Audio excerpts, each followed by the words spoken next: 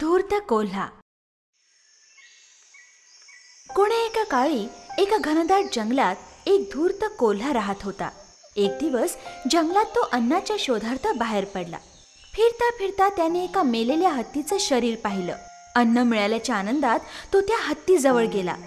आपल्या दातांनी त्याने हत्तीला खायचा खूप प्रयत्न केला, पण हत्तीची त्वचा चिवट आणि जाड होती, त्यामुळे त्याला मांस खाणं शक्य झालं नाही. अखेरीस थकून तो कोल्हा हत्तीच्या शरीराजवळ बसला. आता काय करावे बरं? अचानक त्याला सिंहाचा आवाज ऐकू आला. एक सिंह त्याच दिशेने येत होता. या महाराज या.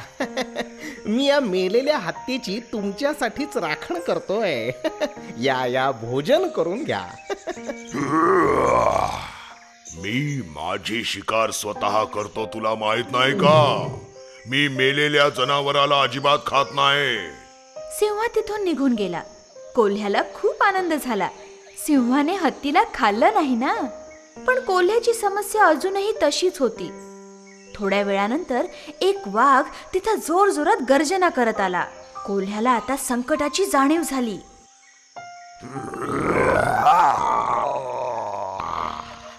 अरे बापरे, या वाघाच्या मनात हत्तीला खायचा विचार आला तर काहीतरी करायला हवं. लवकर निघून जा इथून, लवकर. मी इथं सिंह महाराजांच्या शिकारीची राखण करतोय. ते आंघोळीला गेले. त्यांनी मला सांगितलंय की इथे एखादा वाघ आला तर त्याला थांबवून ठेव, म्हणजे ते त्याला मारून टाकतील. या जंगलातल्या सगळ्या वाघांना मारण्याची त्यांनी प्रतिज्ञा केलीये. ते तुम्हालाही मारून टाकतील. त्याआधीच पळून जा तुम्ही इथून. हे ऐकून अतिशय घाबरून वाघ तिथून पळून गेला.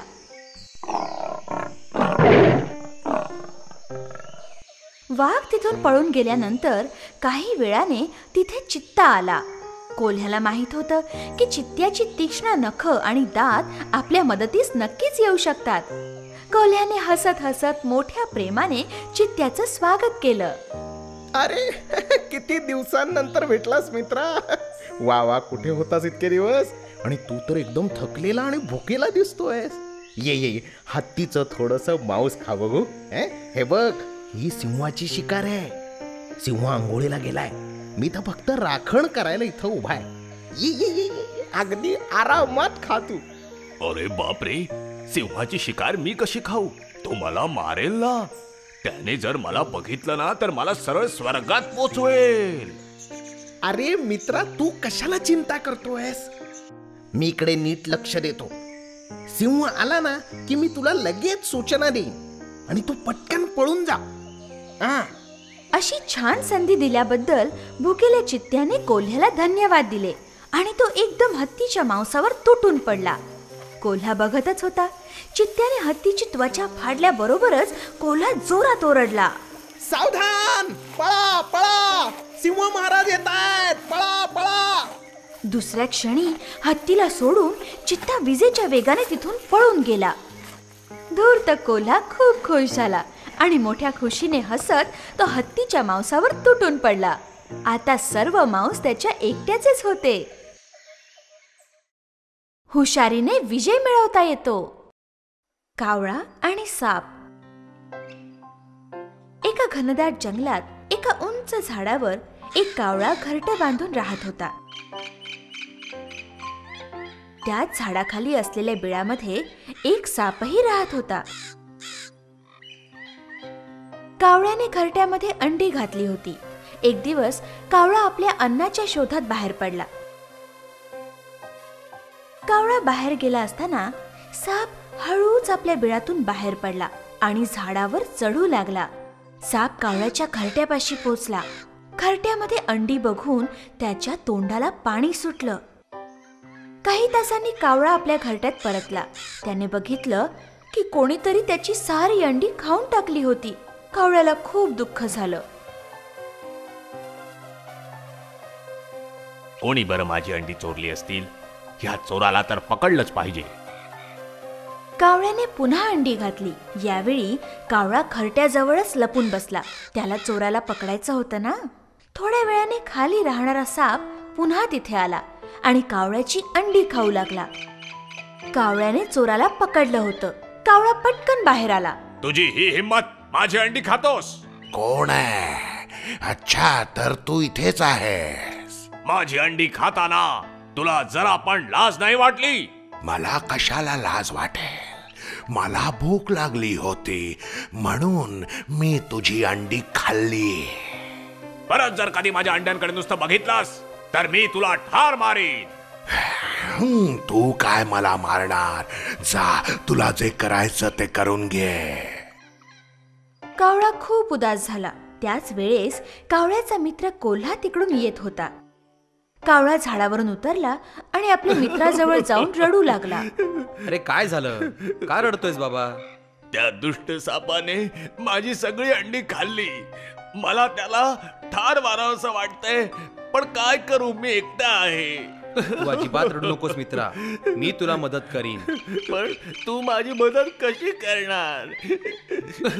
ऐक, माझ्याकडे एक युक्ती आहे, पण तू रडणं बंद कर आणि मी काय सांगतो ते नीट ऐक. ठीक आहे, काय करायचं ते सांग. हे बघ मित्रा, या देशाची राजकुमारी एका तलावावर अंघोळ करायला येते. तू तिथे जा. अंघोळ करायच्या आधी ती आपल्या गळ्यातला हार किनाऱ्यावर ठेवते. तू तो हार पळवून आण आणि सापाच्या बिळामध्ये टाकून दे. तो हार सापाच्या बिळात टाकू? अरे पण त्यामुळे काय होईल? अरे जसे मी सांगतो तसे कर, मग बघ गंमत. कावळा उडत उडत राजकुमारीच्या अंघोळीच्या तलावाजवळ गेला आणि हार पळवून उडू लागला. राजकुमारीने कावळ्याला हार घेताना पाहिलं. ती जोर जोरात ओरडू लागली. सगळे सेवक सावध झाले आणि कावळ्याचा पाठलाग करू लागले. सापाच्या बिळामध्ये हार टाकून कावळा तिकडून उडून गेला. गडबड ऐकून बाहेर काय झालं ते बघायला सापाने बाहेर डोकं काढलं. हार त्याच्या गळ्यातच पडला होता. तो हार बघताच राजकुमारीचे सगळे सेवक सापावर तुटून पडले आणि त्यांनी त्याला मारून टाकलं. सापाच्या गळ्यातला हार घेऊन ते सर्व निघून गेले. हे बघून कावळ्याला खूप आनंद झाला. त्याचं एक संकट दूर झालं होतं. धन्यवाद मित्रा, मला तुझी खूप मदत झाली. आणि त्यानंतर न घाबरता कावळा अंडी घालू लागला आणि अगदी आरामात जीवन जगू लागला. मित्रांची परीक्षा संकटातच होते. मूर्ख गाढव. कोण्या एकेकाळची गोष्ट आहे. जंगलाचा राजा सिंह एका हत्तीबरोबर झालेल्या लढाईत खूप जखमी झाला. जखमी सिंहाला शिकार करणं जमत नव्हतं, त्यामुळे तो उपाशी राहू लागला. एक चतुर कोल्हा सिंहाचा मंत्री होता. सिंहाचे शिकार न करण्यामुळे कोल्ह्याला सुद्धा उपाशी राहावं लागत होतं. एक दिवस, महाराज, आपण दोघेही उपाशी आहोत. तुम्हाला शिकार करणे जमत नाही. अजून असे काही दिवस चालले तर आपण दोघेही भुकेने मरून जाऊ. मंत्री, या अशा जखमी अवस्थेत मला शिकार करणं शक्य नाही. तू काहीही करून एखाद्या जनावराला गोड गोड बोलून फसवून इथे घेऊन ये. इकडे मी त्याला सहज मारू शकेन आणि मग आपण भरपूर खाऊ शकू. मी पूर्ण प्रयत्न करतो महाराज. कोल्हा तिथून एखाद्या प्राण्याला शोधायला निघाला. काही अंतरावर त्याने एका गोलमटोल गाढवाला पाहिलं. कोल्ह्याचे डोळे आनंदाने चमकले. तो गाढवाजवळ गेला. अरे मित्रा, कसा आहेस तू? कुठे होतास इतके दिवस? खूप दिवसानंतर बघतोय मी तुला आणि तू एवढा हडकुळा कसा काय झालायस? काय सांगू मित्रा, बघ ना कसा अगदी सुकून गेलोय मी. माझा मालक माझ्याकडून खूप काम करून घेतो, पण मला जेवायला मात्र एवढंच देतो. अरे रे, मला तर तुला बघूनच इतकी दया येत आहे. तू असं का नाही करत? माझ्या बरोबर जंगलात चलला. आमचा राजा खूप दयाळू आहे आणि हो, दरबारात एका मंत्र्याची जागा रिकामी आहे. अरे तू तर जंगलाची शान होशील. खरंच? पण मी तर गावातलं पाळीव जनावर आहे. मी जंगली जनावरांमध्ये कसा काय राहू शकेन? अरे तू चिंता कशाला करतो? सगळं काही माझ्यावर सोपव. तू चल तर खरं. बिचारं गाढव चतुर कोल्ह्याच्या बोलण्यात गुंतून जंगलात जायला तयार झालं. कोल्हा गाढवाला घेऊन सरळ सिंहाजवळ आला.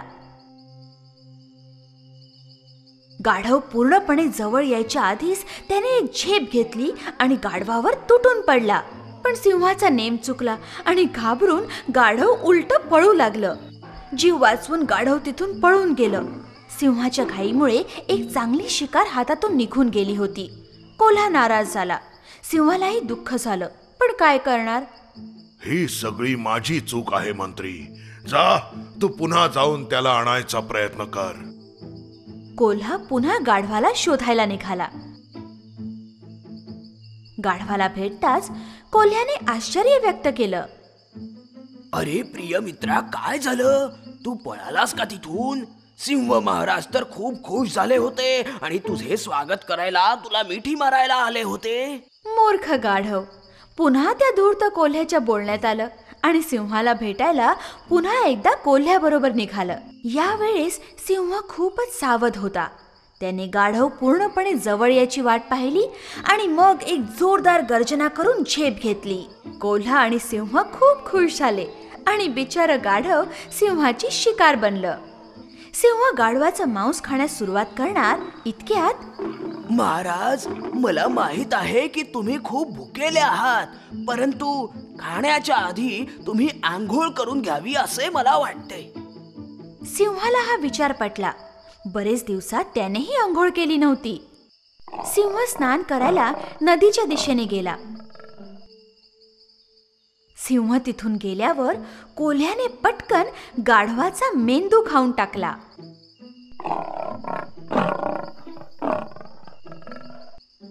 काही वेळाने सिंह परत आला.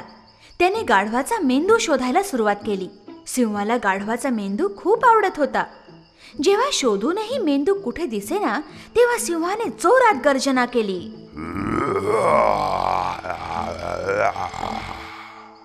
याचा मेंदू कुठे आहे मंत्री?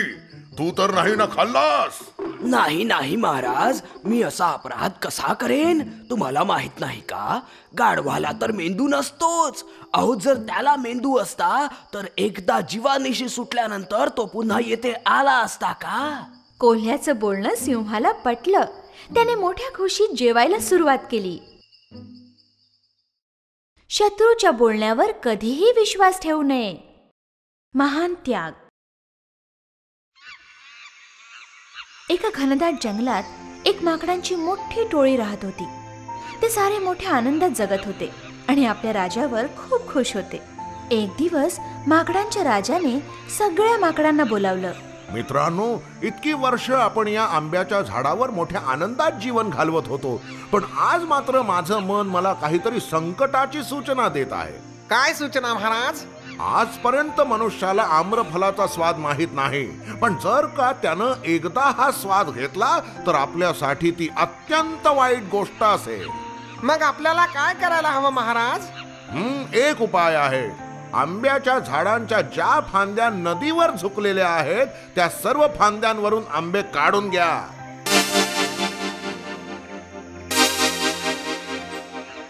अत्यंत सावधपणे काम करून सुद्धा एक रसाळ आंबा नदीमध्ये पडलाच. एका कोळ्याला माशांबरोबर तो आंबा नदीत मिळाला. अरे, हे काय? कदाचित माझ्या मित्राला माहिती असेल. त्याने ते फळ आपल्या मित्राला दाखवलं. अरे, हे बघ काय, हे मला माशांबरोबर नदीत मिळालं. मी चाखून बघितलं, खूप छान आहे. मी असे फळ आधी कधीच पाहिले नव्हते. मला वाटतं आपण हे फळ महाराजांना नेऊन दाखवूया. मला वाटतं तेच योग्य आहे. तो कोळी राजवाड्याकडे निघाला. हे काय आहे प्रधानजी? याला आम्रफल म्हणतात महाराज. हे अत्यंत मधुर आणि चविष्ट असते. असं? पण हे आंबे उगतात कुठे? दाट जंगलात मोठ्या झाडांवर उगवतात महाराज. ठीक आहे प्रधानजी, उद्या आपण तिकडे जाऊया. जाण्याची तयारी करा. जशी आज्ञा महाराज. दुसऱ्या दिवशी सकाळी राजा आपल्या सैनिकांबरोबर जंगलात जायला निघाला.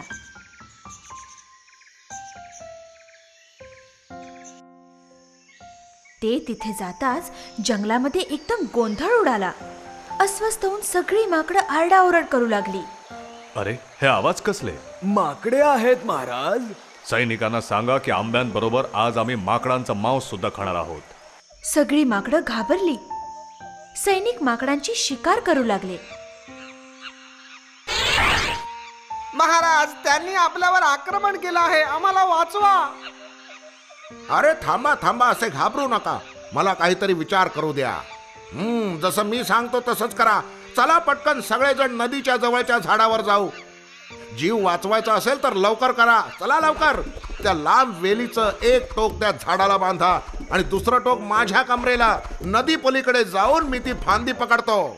माकड राजाने एक लांब उडी मारून नदी पार केली आणि एका झाडाची फांदी पकडली. त्याला जेव्हा कळलं की त्याला बांधलेली वेल छोटी आहे, तेव्हा त्याने झाडाची फांदी पकडून झोके घ्यायला सुरुवात केली. माकडं एकामागून एक नदी पार करू लागली.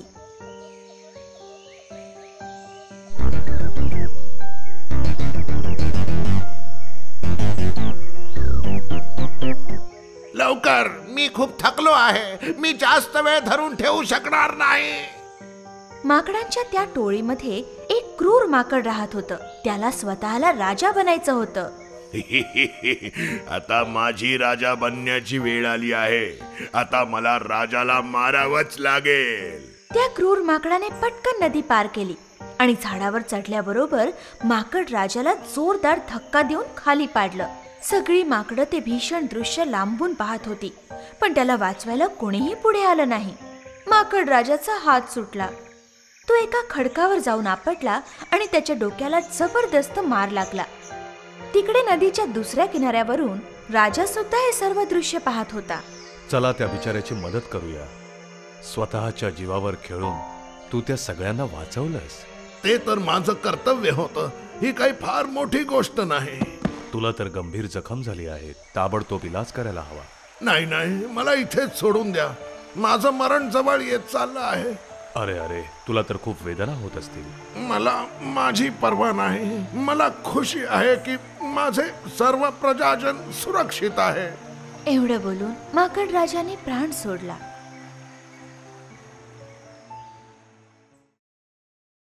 आत्मबलिदान सगळ्यात मोठा त्याग आहे. ससा आणि कासव. कोणी एकेकाळी एका घनदाट जंगलात 3 मित्र राहत होते. लांडगा, ससा आणि कासव. ते रोज एका ठिकाणी भेटत असत. लांडगा आणि ससा सगळ्यात आधी पोहोचायचे, तर कासव नेहमी उशिरा यायचे. ससा नेहमी कासवाची चेष्टा करायचा. एक दिवस, अरे किती रे आळशी तू, माझ्यासारखा वेगात धावायला शिक. हे ते कासव काय हरवेल मला? असं इतका गर्व? चला, एक धावण्याची शर्यत होऊन जाऊ दे. बघूया तुम्हा दोघात कोण जिंकता येते. ससा आणि कासवाने शर्यत मान्य केली. त्यांनी सुरुवातीचं आणि अंतिम स्थान निश्चित केलं. शर्यतीला सुरुवात झाली. ससा खूप वेगाने धावू लागला आणि कासव मात्र हळूहळू मागून येत होतं. ससा खूप घाईघाईत जोरात धावत होता, पण कासव मात्र हळू पण अतिशय निश्चयाने, एकाग्रतेने आपला मार्ग कापत होतं.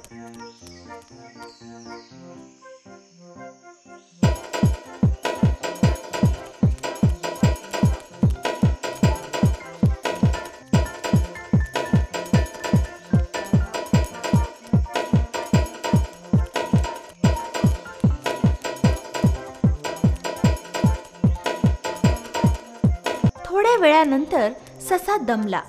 त्याने मागे वळून बघितलं तर कासव कुठेच दिसत नव्हतं. तेव्हा सशाने विचार केला, तो मला कधीच हरवू शकत नाही. थोडा वेळ आराम तर करतो. असा विचार करून एका मोठ्या झाडाच्या सावलीत ससा पहुडला आणि आरामात झोपी गेला. थोड्या वेळानंतर हळूहळू चालत कासव ससा झोपलेल्या ठिकाणी आलं. त्याने पाहिलं की ससा तर आरामात झोपला आहे, पण कासव मात्र थांबला नाही. हळूहळू आपल्या वेगाने त्याने आपली वाटचाल चालूच ठेवली.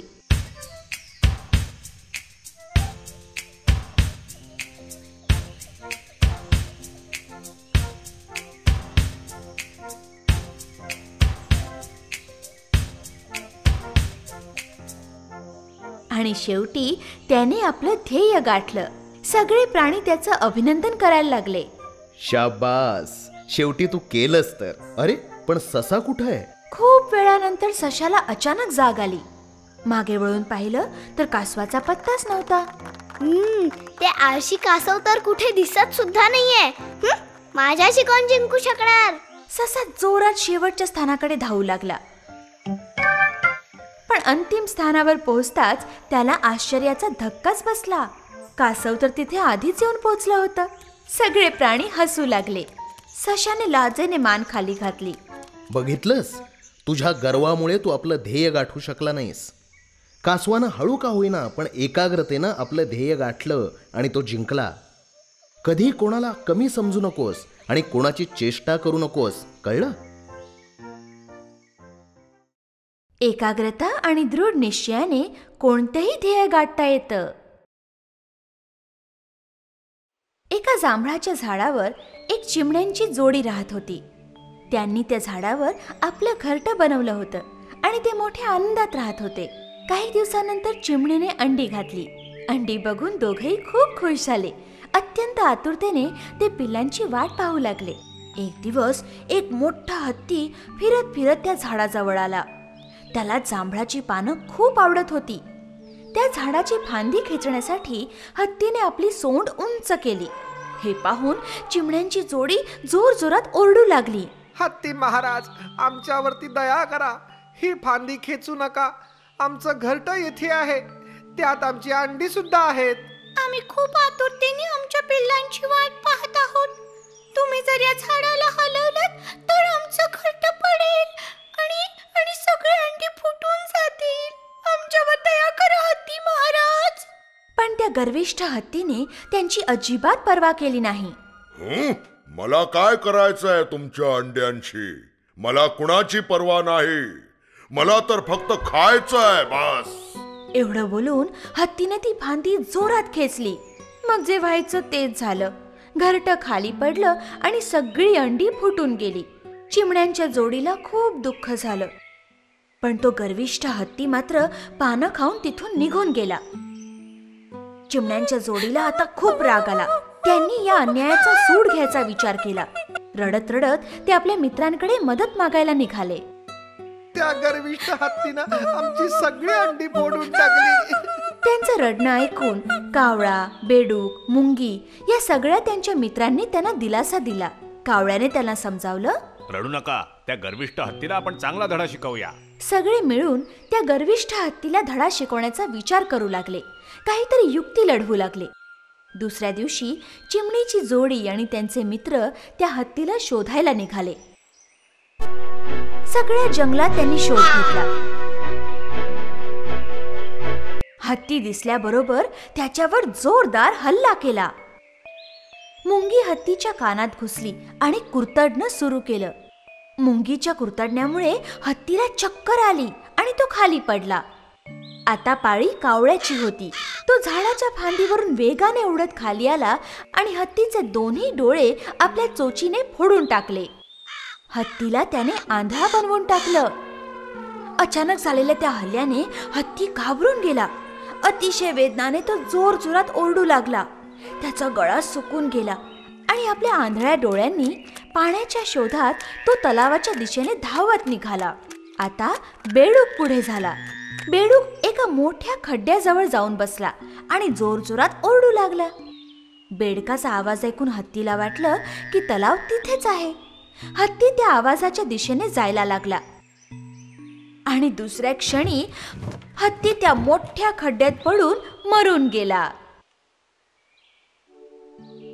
अशा प्रकारे चिमण्यांच्या जोडीने आपल्या मित्रांच्या सहाय्याने त्या गर्विष्ठ हत्तीवर सूड उगवला. शक्तीपेक्षा युक्ती श्रेष्ठ. एकदा एक सिंह खूप दिवसांपासून भुकेला होता.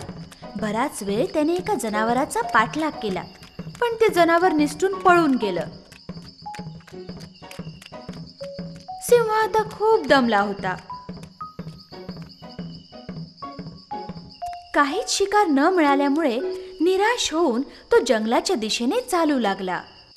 रस्त्यात त्याला एक गुहा दिसली. आराम करण्याच्या विचाराने सिंह गुहेत गेला. त्याने विचार केला की आत कोणी प्राणी असेल तर आयतीच शिकार मिळेल. पण आत गेल्यावर त्याने पाहिलं की गुहा रिकामी होती. सिंह गुहेतच थांबला आणि एखाद्या प्राण्याची वाट पाहू लागला. ती गुहा एका कोल्ह्याची होती, जो त्यावेळेला बाहेर गेला होता. परतल्यावर कोल्ह्याने पाहिलं की गुहेच्या बाहेर आत जाणाऱ्या प्राण्याच्या पंजांचे ठसे आहेत. कोल्हा विचारात पडला. अरे चा, हे कोणाच्या पायाचे ठसे आहेत? असं वाटतंय सिंहाचे. अरे बापरे, मी जर आत गेलो तर तो मला मारूनच टाकेल. पण तो कोल्हा खूप हुशार होता. त्याने गुहेकडे बघून जोरात हाक मारली. गुहा, अगं ए गुहा. पण गुहेकडून काहीच उत्तर आलं नाही. गुहा, अगं काहीतरी बोल. पण गुहा तरी सुद्धा शांतच होती. अगं गुहा, तू आज माझ्याशी बोलत का नाहीयेस? काय झालंय? तरीही गुहेकडून काहीच उत्तर आलं नाही. हे बघ, जर तू माझ्याशी बोलली नाहीस तर मी इकडून परत निघून जाईन. हा, मूर्ख सिंहाने विचार केला, कदाचित ही गुहा नेहमी कोल्ह्याबरोबर बोलत असेल. चला, हिच्याऐवजी आज आपण उत्तर देऊया. मग कोल्हा आत येईल आणि आपल्याला पोट भरून खायला मिळेल. असा विचार करून सिंहाने आवाज दिला. अरे माझ्या मित्रा, ही तर गंमत होती. आत कोणीही नाही. तू अगदी आरामात आत ये. कोल्ह्याला कळलं की हा तर सिंहाचाच आवाज आहे. तो एकदम सावध झाला.